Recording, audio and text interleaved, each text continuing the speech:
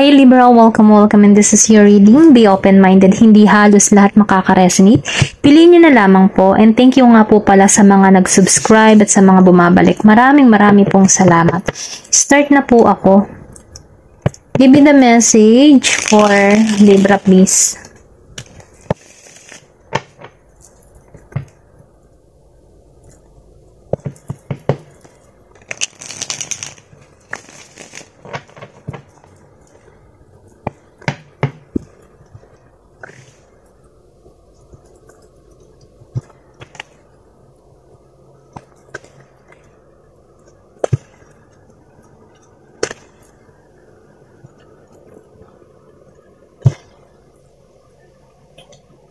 One, two.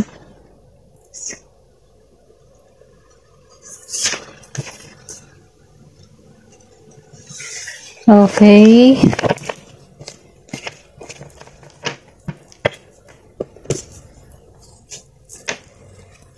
Meron ka ditong Three of Wands reverse. Then Three of Pentacles reverse. Meron din ditong Three of Swords upright. Five of Cups reverse. Knight of Swords reverse. The Empress upright. The Moon reverse. Upright. And Five of Wands reverse. Okay. Nakikita ko dito no na merong mga delay. May mga delay pa kang hinihintay no. Nafe-feel ko dito kasi na tapos na yung mga pangyayari na masasakit na karanasan mo. Pero ganun pa man hindi mo pa rin to nakakalimutan. Kahit may mga masasakit kang karanasan, hindi mo pa to nalilimutan.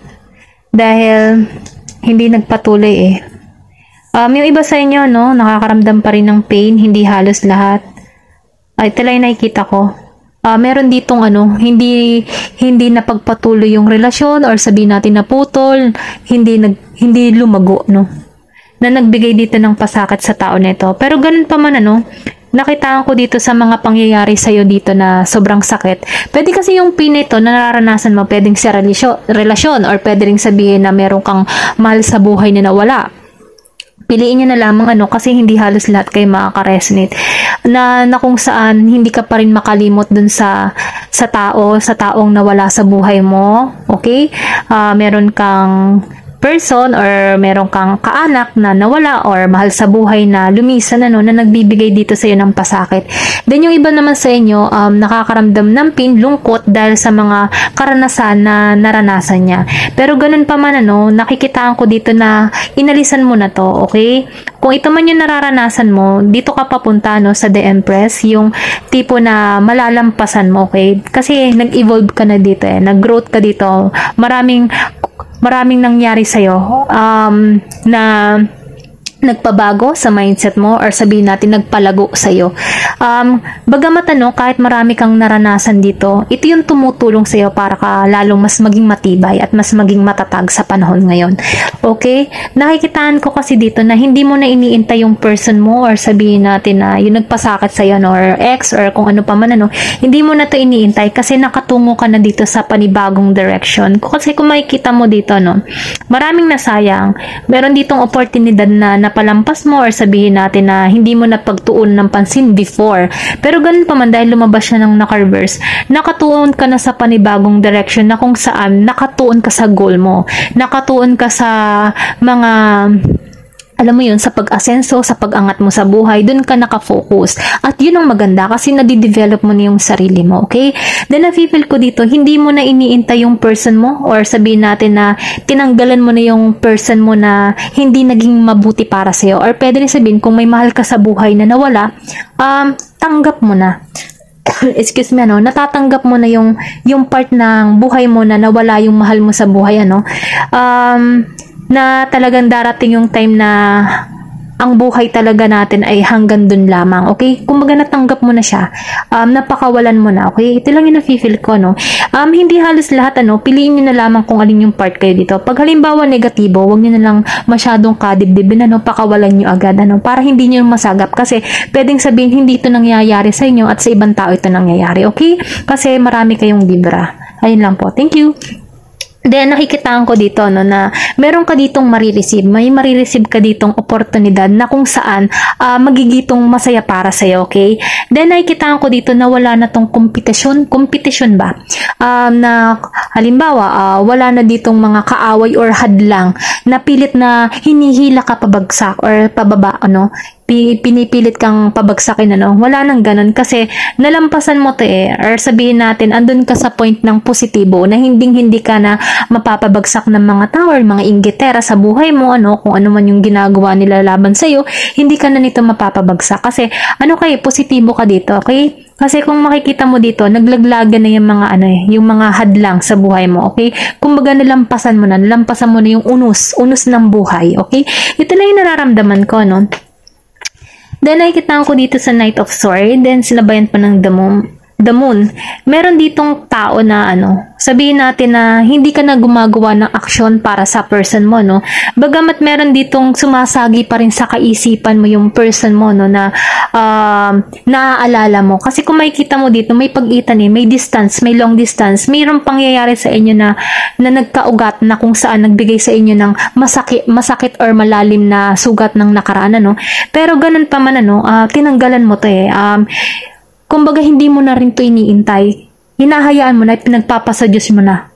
Napipil ko dito na kung para kayo, ganun yung vibes Pero ganun pa man, hindi mo na to pinagtutuunan ng pansin. Kasi itong person mo, may pagkaano siya alam mo yun, yung hindi pa siya matured, hindi pa siya matino na tao para sa'yo, no? May pagka-toxic pa tong tao na to. Kaya, ang nangyayari dito, pinakawalan mo na, hinahanap mo yung ka-level mo or pwede ring sabihin na hinahanap mo yung makakaunawa para sa'yo at mauunawaan mo din yung tao. May balance ba? Yun yung hinahanap mo sa isang tao. Kung ikaw man ay isang single na nasaktan, mas hinahanap mo yung ganun. At yun ang maganda kasi ma-attract mo to.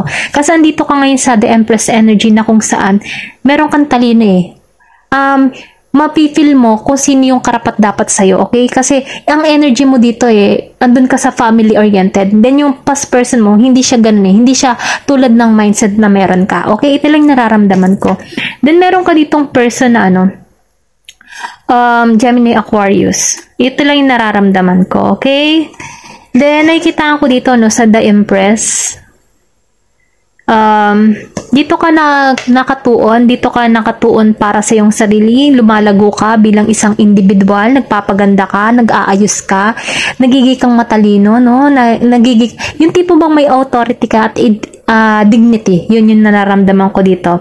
Kasi yung iba sa inyo, mahilig din sa mga nature or pwede rin sabihin na mahilig ka sa mga halaman, nagbibigay sa iyo ng masarap na pakiramdam. Ganun yun lang yung nararamdaman ko dito. At yun ang maganda kasi nakatuon ka dito sa pag-evolve ng iyong sarili. Nadidevelop mo yung sarili mo, lumalago ka, gumaganda ka, at nakatuon ka dito sa mga positibong pananaw sa buhay.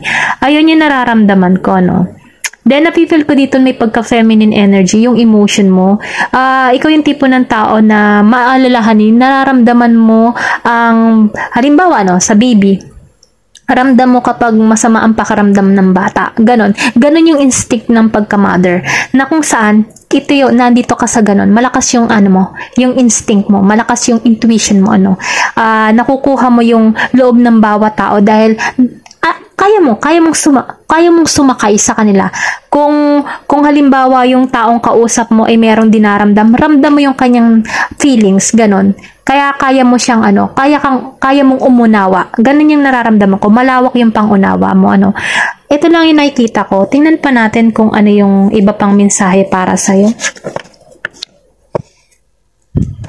Ang nangyayari dito, nagtatagumpay ka bilang isang individual, lumalago ka bilang isang individual. Ito lang yung nararamdaman ko, Then, nalampasan mo yung mga hadlang or pwede rin sabihin na nakatuon ka ngayon sa goal mo sa buhay.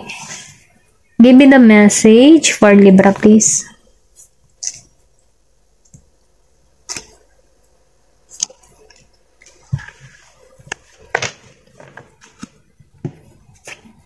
Okay, release. So, ibig sabihin kasi meron nga ditong na heart, broken heart. Ayan, ito pain. So, nakakaramdam ka ngayon dito ng ng sobrang nasasaktan ka, no? Pero ganun pa man, kahit, alam mo yun, yung tipo na kahit nasasaktan ka, after the pain, meron niyang joy na naghihintay sa'yo. Kumbaga, no, alam mo yung tipo na namatay, then biglang mabubuhay ka. Kumbaga, ay minsan namatay sa nabubuhay, ano, yung kung mayroong mang nawala sa'yo, mayroong bagong kapalit na darating sa'yo. May new beginning na naghihintay. Ito lang yung nafe-feel ko kasi dito. Nagluksaman yung puso mo, pero mas nakatuon ka sa panibagong direksyon na kung saan may pag-asa. Ayun, no, kung may liwanag, meron ditong sun na nakakubli. Kung lilingon ka lamang, andun yung pag-asa eh. Okay? Then impatient, may perfection, then meron ditong grip. So ibig sabihin, di ba yung sinabi ko sa kanina, meron ditong mahal sa buhay na nawala, no? Nakikitaan ko dito na natatanggap mo na to, naalisan mo na to, or kung ikaw man ay nasa ganitong posisyon na nagluluksa ka dahil sa mahal mo sa buhay na nawala, sinasabi dito, no, na alisan mo yung ganyang pakaramdam kasi hindi matutuwa or hindi nagiging masaya yung tao na nawala sa buhay mo, na pumanaw, ano, kasi yan ay nakasubaybay at nakatingin para sa'yo.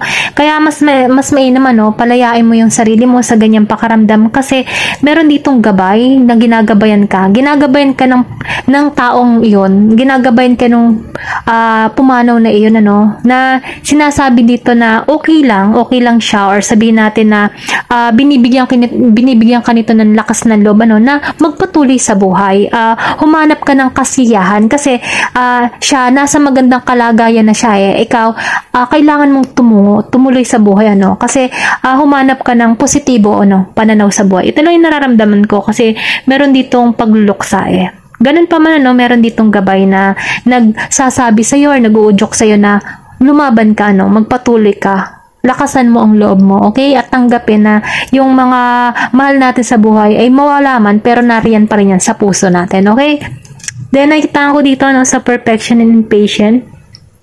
Yung iba sa inyo, kung halimbawa meron kayong mga nililikha or something na meron kayong ginugugulan ng oras about sa mga social media or sa proyekto or karera mo sa buhay, no, sinasabi dito na kailangan mo maging impatient ka kasi dito. Kailangan mo maging pasensya, no? Kung ano man yung mga gusto mo mangyari, kailangan mo maging pasensya kasi hindi halos lahat na pag ginawa mo, magbubum agad.